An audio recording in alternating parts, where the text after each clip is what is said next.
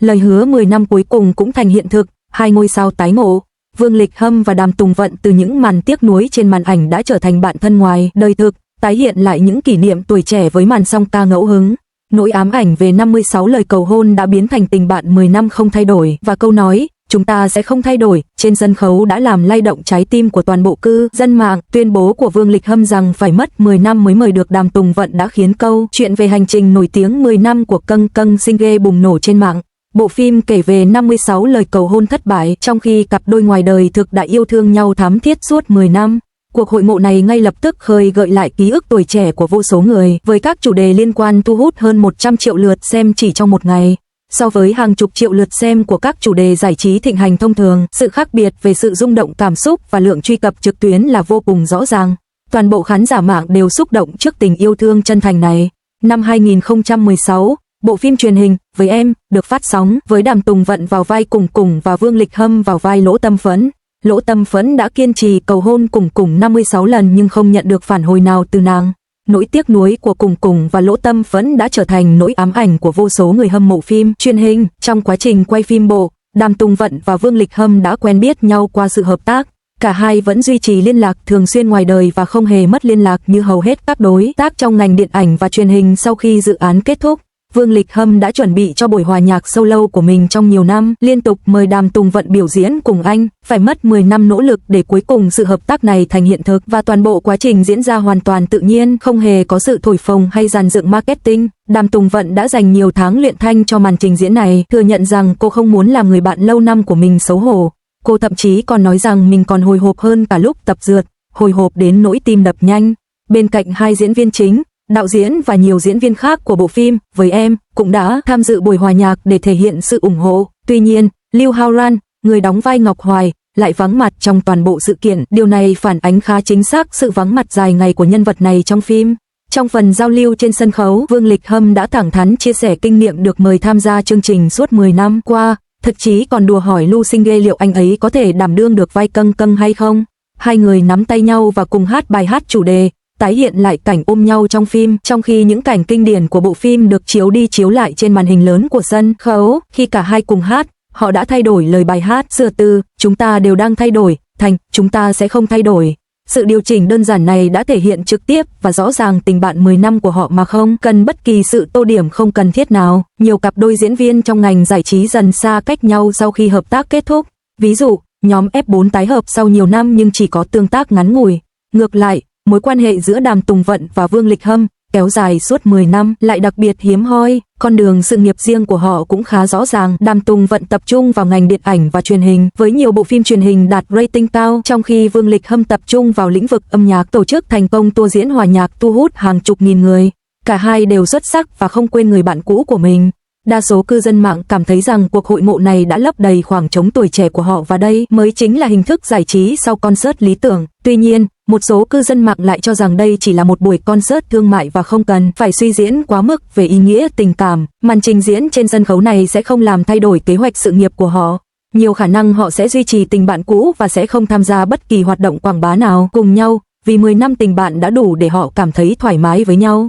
Cuộc hội ngộ giữa bầu trời đầy sao bao la sau 10 năm quả là một cái kết hoàn hảo cho những cảm xúc tuổi trẻ. Liệu cư dân mạng có nên xem lại With You để kỷ niệm hành trình được mong chờ suốt 10 năm qua? Mới tuần trước, một loạt ảnh trong chiếc váy voan trắng kiểu Trung Quốc mới đột nhiên lan truyền trên mạng. Trong những bức ảnh, Đàm Tùng Vận đứng trong một khoảng sân lát gạch xanh và ngói xám, tóc búi thấp với kẹp gỗ, ánh mắt xa cách như ngọc trắng tắm trong sương sớm, toát lên vẻ thanh lịch dịu dàng nhưng lạnh lùng, hoàn toàn khác với hình tượng Câng Câng và Ly Chiên Chiên quá ngọt ngào trước đây.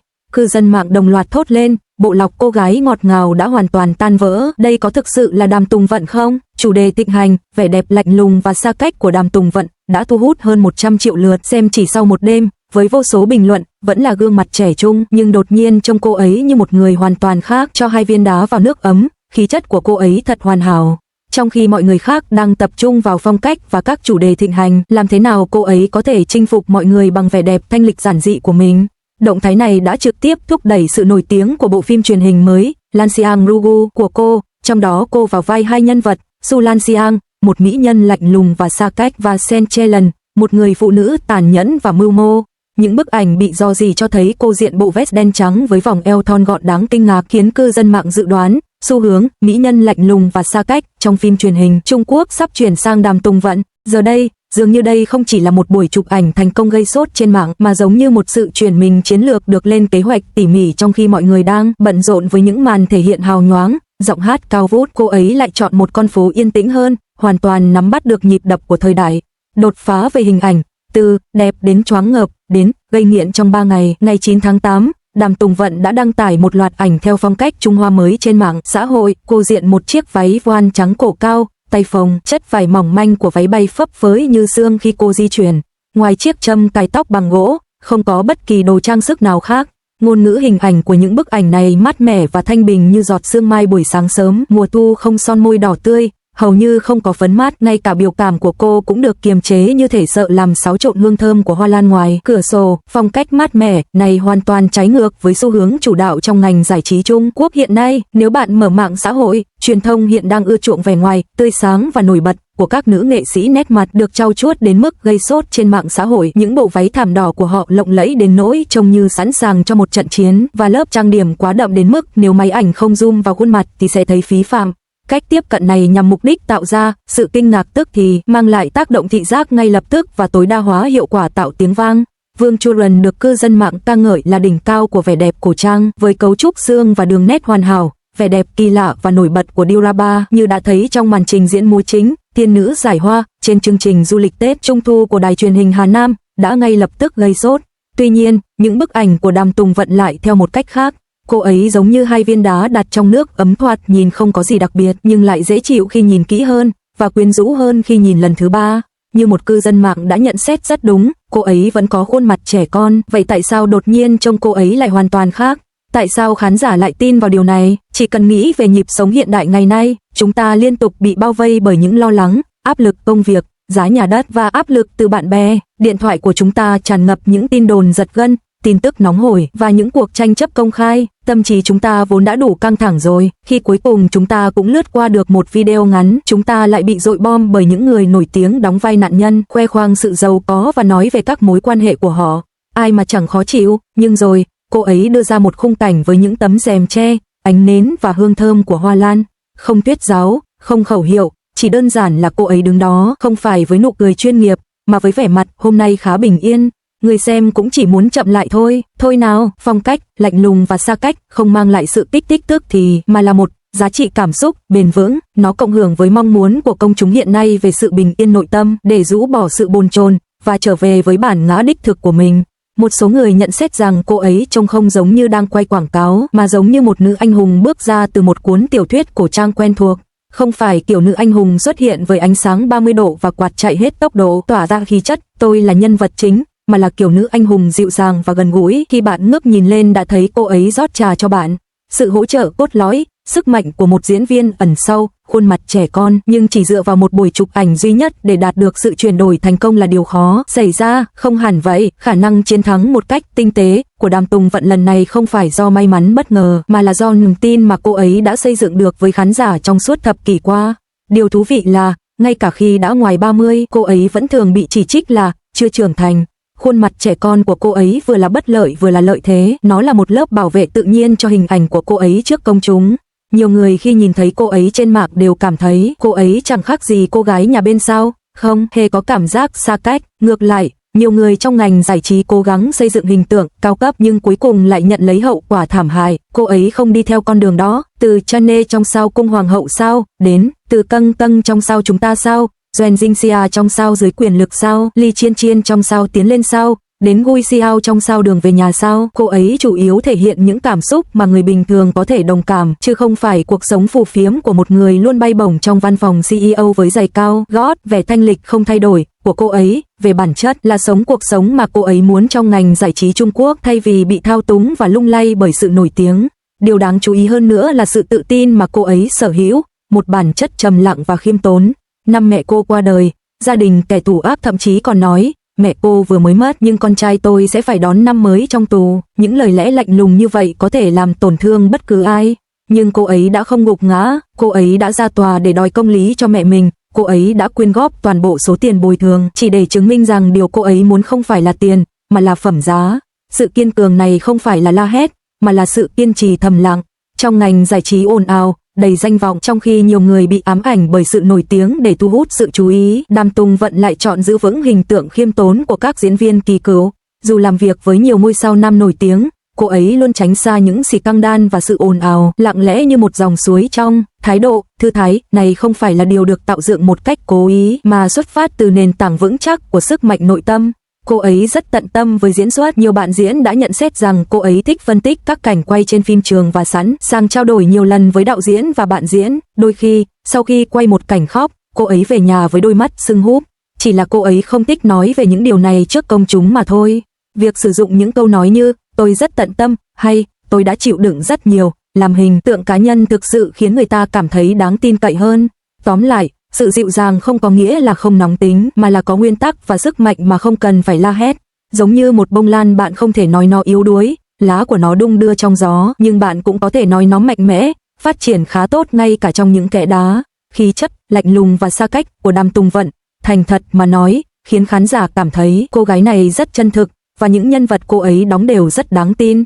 Ý nghĩa, nắm bắt làn sóng, phục hưng thẩm mỹ phương Đông. Nhìn sâu hơn, sự chuyển mình thành công lần này của Đàm Tùng Vận có thể không chỉ do chiến lược cá nhân, mà còn là do nắm bắt được làn sóng thẩm mỹ đang lên, sự phục hưng toàn diện của thẩm mỹ phương Đông. Hãy nhìn vào thị trường tiêu dùng trong những năm gần đây, từ guo khao, xu hướng quốc gia, đến xu hướng hot, sự trỗi dậy của trang phục, phong cách Trung Hoa mới là một thực tế không thể phủ nhận. Dữ liệu cho thấy, năm 2024, phong cách Trung Hoa mới đã trở thành phong cách dẫn đầu. Quy mô thị trường thời trang, phong cách Trung Hoa đã vượt quá 220 tỷ nhân dân tệ và dự kiến sẽ vượt 250 tỷ nhân dân tệ vào năm 2025. Thời trang, phong cách Trung Hoa đã thoát khỏi phân khúc thị trường ngách, mở rộng từ thẩm mỹ chuyên biệt sang trang phục hàng ngày. Xu hướng thẩm mỹ Trung Hoa lan rộng này không còn giới hạn trong thư pháp, hội họa, may mặc hay bất kỳ lĩnh vực nào. Báo cáo xu hướng tiêu dùng Trung Quốc năm 2025 liệt kê phong cách Trung Hoa mới là một trong 10 xu hướng tiêu dùng hàng đầu của năm, chỉ ra rằng người tiêu dùng ngày nay không còn hài lòng với việc chỉ đơn thuần tích lũy những biểu tượng bề ngoài và mua chúng, mà thay vào đó đang theo đuổi sự cộng hưởng tinh thần sâu sắc với triết học phương Đông, lối sống Trung Hoa và trí tuệ tự nhiên. Bộ ảnh thời trang váy voan trắng phong cách Trung Hoa mới của Đàm Tùng Vận đã thể hiện hoàn hảo cốt lõi của xu hướng này. Đó không còn là sự tích lũy đơn thuần các biểu tượng, mà là một biểu hiện hiện đại sâu sắc về thẩm mỹ phương Đông và kỹ thuật di sản văn hóa phi vật thể. Những chiếc châm cài tóc bằng gỗ, cổ áo đứng và tay áo phồng cùng những khoảng sân lát gạch xanh và ngói xám, tất cả kết hợp tạo nên một cảm giác tối giản kiểu Trung Quốc. Vẻ thanh lịch kín đáo của cô kết hợp với sự năng động tối giản của thiết kế hiện đại thật quyến rũ. Dáng vẻ của cô như một đóa lan núi, giản dị nhưng lại tỏa ra hương thơm riêng. Điều đáng chú ý hơn nữa là phẩm chất lạnh lùng và xa cách này hoàn toàn phù hợp với xu hướng hiện nay của giới trẻ đang tìm kiếm sự thư giãn. Màu xanh gỗ đàn hương, một sắc xanh đậm và tinh tế, mang một ý nghĩa văn hóa thanh lịch và yên bình, không phô trương cũng không u ám, một khái niệm cốt lõi cộng hưởng với hình ảnh bản thân của giới trẻ ngày nay, sự ổn định nội tâm, không nịnh hót và không mâu thuẫn nội tâm. Đôi mắt của Đàm Tùng Vận với sự trong sáng sắc sảo dường như nhìn thấu tâm can người khác, đã nắm bắt hoàn hảo khát vọng về vẻ đẹp tự nhiên của công chúng. Từ góc độ ngành công nghiệp, điều này có thể báo trước một sự thay đổi tinh tế trong logic tạo dựng ngôi sao trong ngành giải trí Trung Quốc. Thị trường có lẽ đang bắt đầu đánh giá lại giá trị lâu dài của những nghệ sĩ có cá tính, ổn định và bền bỉ, thay vì chỉ dựa vào vẻ ngoài, gây sốt, ngắn hạn hoặc các chủ đề thịnh hành. Khi sự mệt mỏi về thẩm mỹ và sự khái quát hóa quá mức về mặt ý tưởng xuất hiện, làm thế nào để cân bằng giữa truyền thống và hiện đại? Việc thiết lập một biểu hiện bền vững và hiệu quả giữa địa phương và toàn cầu đã trở thành một bước ngoặt quan trọng. Con đường của Đàm Tùng Vận ngay từ đầu đã tránh lối tắt, ưu tiên ý tưởng.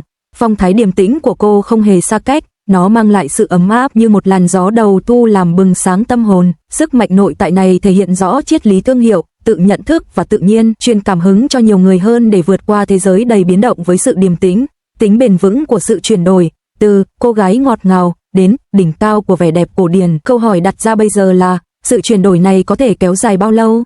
Liệu sự chuyển đổi từ cô gái ngọt ngào sang vẻ đẹp điềm tĩnh chỉ là một trào lưu nhất thời?